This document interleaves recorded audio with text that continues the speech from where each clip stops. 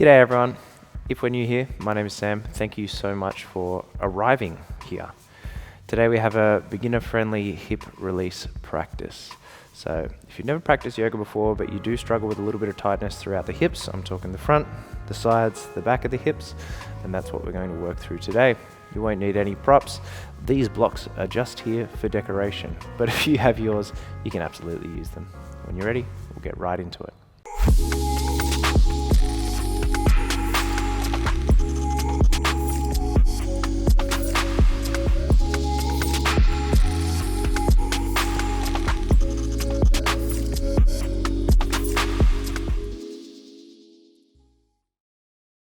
So we're going to start today's practice in a kneeling position. If that's not comfortable for you, of course, you can find a cross-legged seat. But if you can, sitting back on the heels, finding a nice long spine, allowing the hands to rest wherever they're comfortable, and just slowing down the breath. An even flow in and out through the nose is all we're trying to look for today.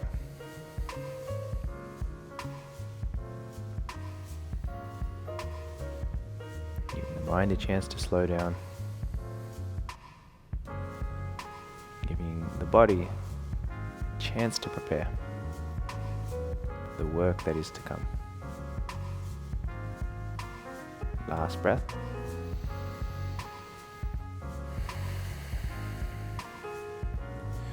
From here we'll come onto all fours, just tucking the toes under. If we've practiced together before, or we've been here before, so you just send the hips back to heels. Turn the heels away from one another to start with, so you can feel the bottoms of the feet start to get a bit of a lengthening, especially the pinky toe. So as you spin the heels away from one another, you allow the bottoms of the feet, the bottoms of the toes to start to lengthen. Then bring the heels in a little closer to one another, and then the big toe gets a little bit of attention there as well.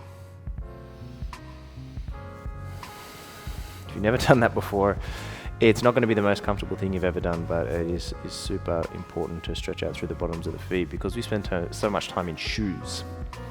Untuck the toes, send the hips back to heels, use fingertips for support. We'll lean back, lift the right knee off the mat. Not here for long, just finding the opposing stretch. Front of the ankle, top of the foot. We'll lower down, do the same with the left.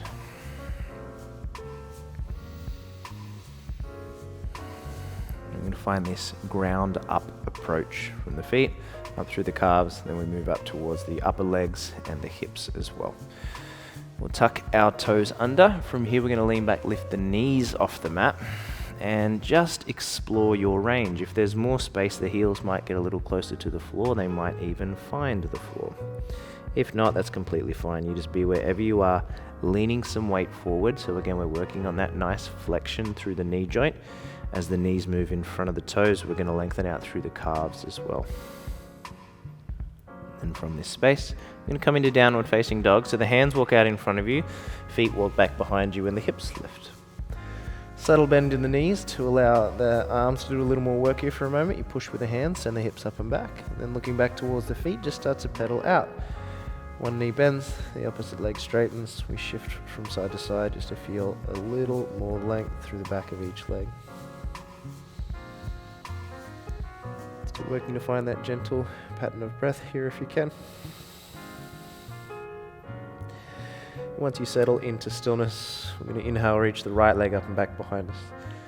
Hip's going to roll open. What I mean by that is the right hip stacks on top of the left, front of the pelvis turns to the right hand side of the room, then we bend the right knee. You squeeze the right heel in towards the left glute. Maybe the left heel can get a little closer to the floor, but you keep that right hip lifting. Take a breath here. And look forwards, lift high on the left toes, see if you can land your right foot wider, then your right hand, drop the back knee down. Come onto the fingertips, we'll lean the hips forward, lift the chest, take an inhale. Exhale sends the hips back. Maybe the right leg can get a little straighter, and the right toes could even lift off the mat. Try to keep the fingertips where they are. We'll move 2 more times. Inhale, shift forwards. Exhale, take it back. 1 more time. Inhale, come on forwards. Exhale, take it back. We're going to hang out in the straight leg position. Maybe you can slide your right foot a little further forwards. Maybe come onto the forearms. Anything that's offered in today's practice is just that. It's an offering. It's all optional. So you take the options that work for you, you leave the ones that don't. You want to feel comfortable and you want to feel safe moving through a range that is available for you, and then maybe just pushing past that edge slightly, but never forcing anything. You want the poses to work for you. You don't necessarily want to always be working for the pose.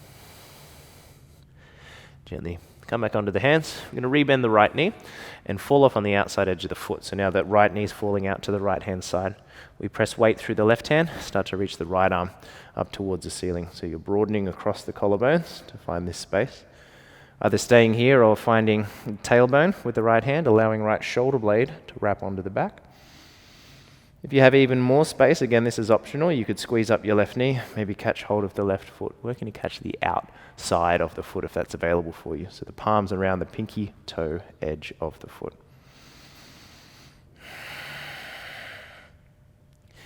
Keep working the twist, so looking back over the right shoulder. If you've got hold of the foot, you could give it a gentle squeeze. Take a breath. And mindfully release the foot if you're holding on. We're going to shuffle the right foot over towards the left edge of the mat. Once it gets there, we're going to drop the right knee down to the floor and then work to find parallel right shin with the top edge of the mat, parallel left shin with the left edge of the mat. Square your torso towards the front of the room and then allow yourself to fold. You're letting gravity do a bit of the work here. You're allowing your body weight to melt onto your right thigh. If you want to feel a little less, I find that taking the torso off to the right-hand side is just going to alleviate some of that gravity. And the pose or the stretch isn't going to be as intense on the outside of the right hip. If you want to make it a little bit deeper, bring your torso towards the left-hand side. Maybe even left forearm finds the sole of the right foot. You interlace the fingers and drop the head down.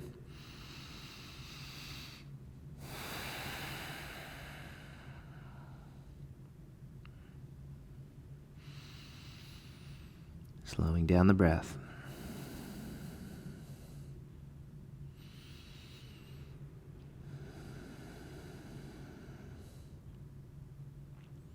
You can choose to stay right here.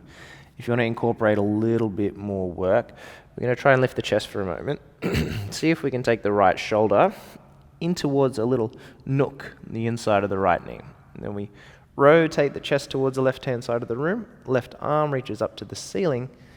And then we start to extend the left arm towards the front of the room. Notice the palm is facing up to the ceiling, almost like you were holding a dinner plate there. You can use your right hand here to gently press to lift the chest up a little higher.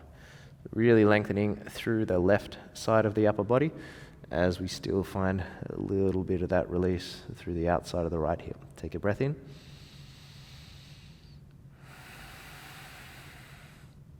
And you gently reverse the process to allow yourself to lift up. The right shin is going to stay where it is. So we're going to swing the left shin around and see if that can rest in front of our right shin. And if you can see my feet here, left foot is parallel with the right edge of the mat, right foot parallel with the left edge. The shins are moving away from you, so maybe use the fingertips to lift the hips and just shuffle the bottom back a fraction.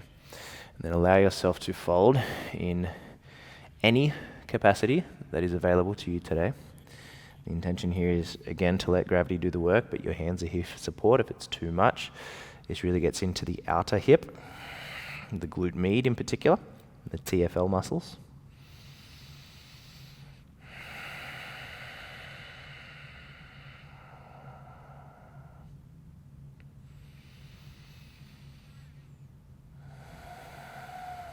Maybe you drop the head down a little.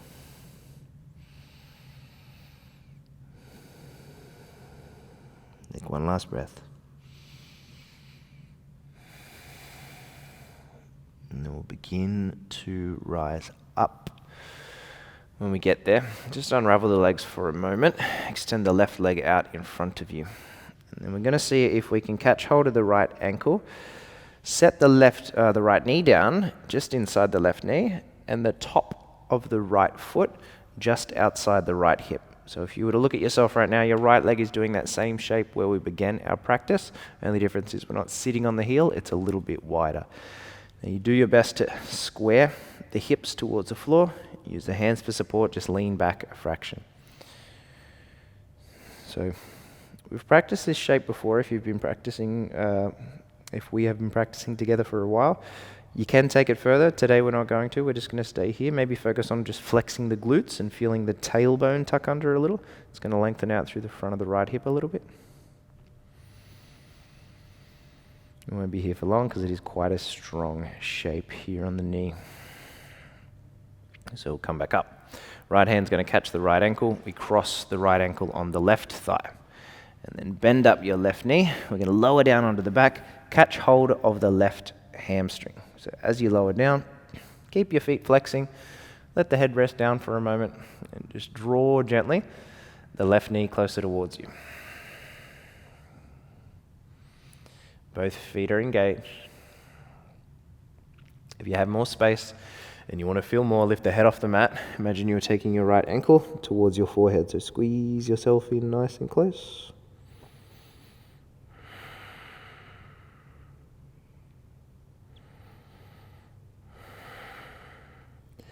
And then we'll release the left foot down. When we get there, shuffle the hips a little to the right-hand side of the mat. Let your right leg cross all the way over the left, and let both knees fall to the left-hand side of the room. Spreading the arms out wide, working to release into this twist.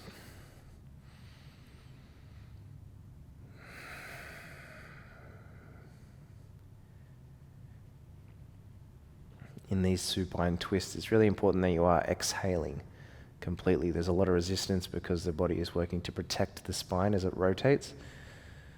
So allowing yourself to really embrace those exhales. Sending your body the message that it's okay to be here, that we're safe, that we're in control.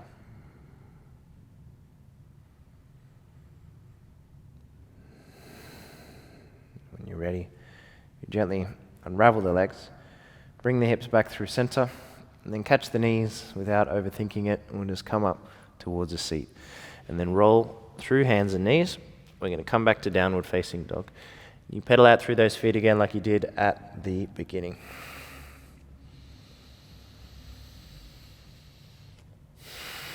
Already you might be feeling quite a lot more space in the right leg. Now we work to make our way through the left. Next inhale, let your left leg rise. Roll the hip open. Front of pelvis faces the left-hand side of the room. You squeeze the left heel in towards the bottom. Try to descend your right heel a fraction as your left knee ascends. Take an in-breath. Let it out. And look forwards. Lift high on the right toes. See how gently left foot can land outside your left hand. Drop the back knee.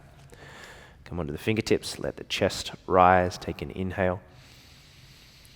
Exhale, we send the hips back. See if the left leg can straighten. See if the head can drop. And maybe left toes lift off the mat as well. 2 more times. Inhale, shift forwards. Exhale, take it back. 1 more time, inhaling. As you exhale and come on back for your third and final, maybe left foot can slide out a little further in front. Maybe the forearms can ground. Be okay if both sides aren't even. I know for myself, still nursing an injury in this left hamstring, and I know I repeat it a lot, but it's a doozy, right? So you never want to force yourself into a space that is uncomfortable. There's a difference between attention in a space that's unfamiliar, and pain. Pain we don't want to push through. Gently rise back up. Rebend that left knee. Allow the left knee to fall out towards the left-hand side, so fall off on the outside edge of the foot. Then press through the right hand. Reach the left arm up, find the twist. Choosing your option. Be here. Left hand to the tailbone. Option 2. Shoulder blade wraps behind you. Bend up the right knee. Search for the outside edge of the foot. Again, if it's not there, don't force it. Just be happy with where you are. Be happy that you have a body that allows you to practice. Be happy that you have an internet connection that allows you to watch this video. Be grateful for what we do have, which is so, so much. Take an inhale.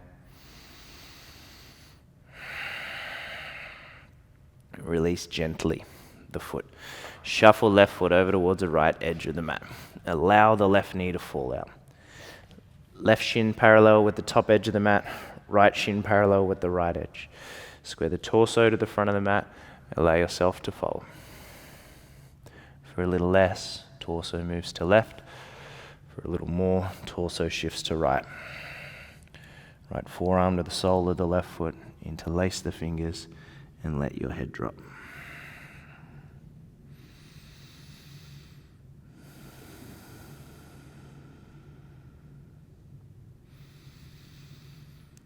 Breath is nice and slow, nice and calm.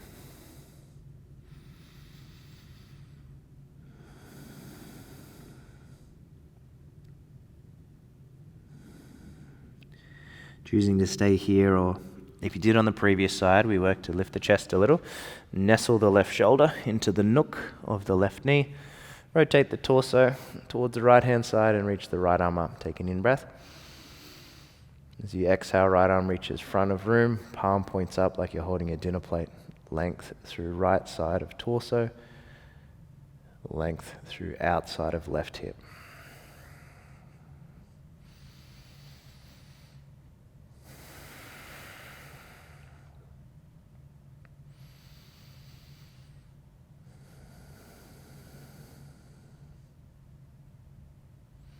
And slowly reverse the process. Allow yourself to rise. Left shin will stay where it is. We take the right shin out in front of the left. Right foot parallel with the left edge, left foot parallel with the right edge. Shins are moving away from you. Hips are nice and even. A little bit of flex in the feet, and you find the fold that works for you. Again, both sides are not even. So you take your time to come into a space that allows you to feel quite a lot of length through the outside of the hips, but there's still an element of comfort. You're still able to sustain the shape. It doesn't feel unmanageable.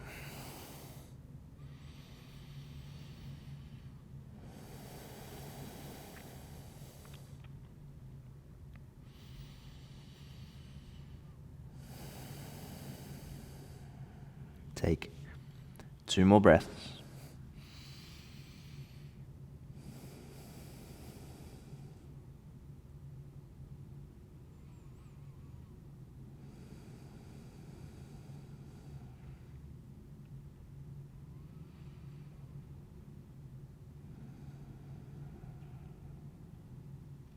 And start to bring ourselves up towards a seat.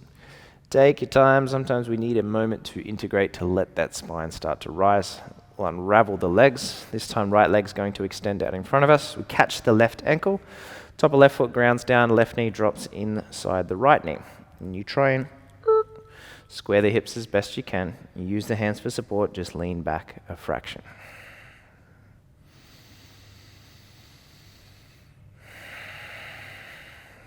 I know for myself, sometimes when I'm in a longer hold, the mind can tend to run away. That's completely normal. We get distracted by things that are around us. I just found on this wall behind me a smiley face that I'd never seen before in the cracks in the wall. So that was super exciting. Once I found the smiley face, I remembered, oh, I've stopped thinking about where I am in space. And then the awareness comes back to the breath, comes back to the body, and we allow ourselves to return. So it happens all the time. The mind is always going to wander. The mind does not clear. You cannot clear the mind. You can concentrate your awareness. You can focus or align your thoughts and give yourself a single point of focus. But thoughts are going to come up. You may have heard the analogy before. In meditation, in the yoga practice, when these thoughts come up, think of them like clouds in the sky. Acknowledge them. They might be beautiful. They might be ugly, but you don't hold on to them because you know that they're not going to be there forever. They're just another passing cloud in the sky, another passing thought in the mind. That's what I like to think anyway. We'll come on back, catch hold of the left ankle, cross it over the right thigh, bend up the right knee. We're going to lower down onto the back, catching hold of that right hamstring as we lower down. Head softens onto the mat. We'll flex into the feet.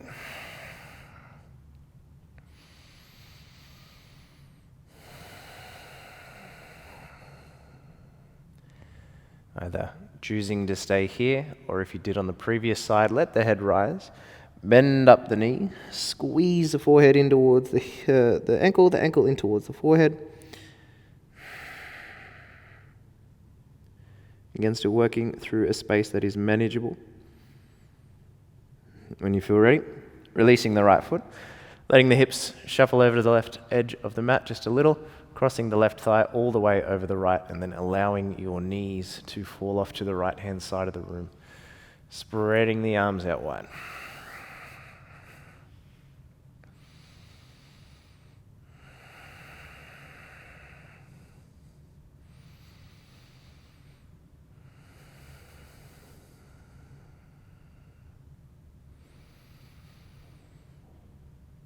Again, like we mentioned, taking a time in the supine twist to allow belly to release.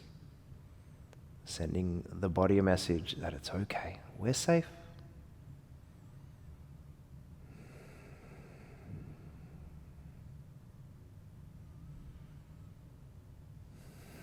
And very mindfully, unravel the legs at first, bring the hips back through center.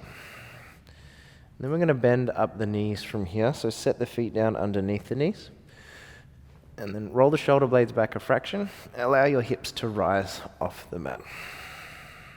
If there's space, you can interlace the hands behind the back here, feeling affirming through the glutes to allow the hips to rise, keeping the feet firm and steady, 10 toes facing forwards.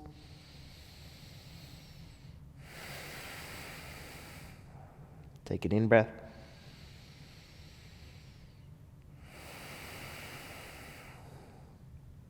Then gently allowing your hips to release down.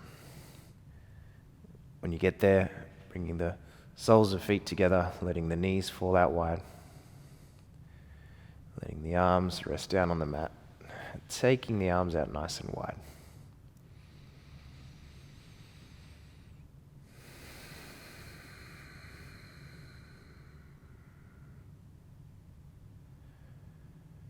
Moment to be proud of yourself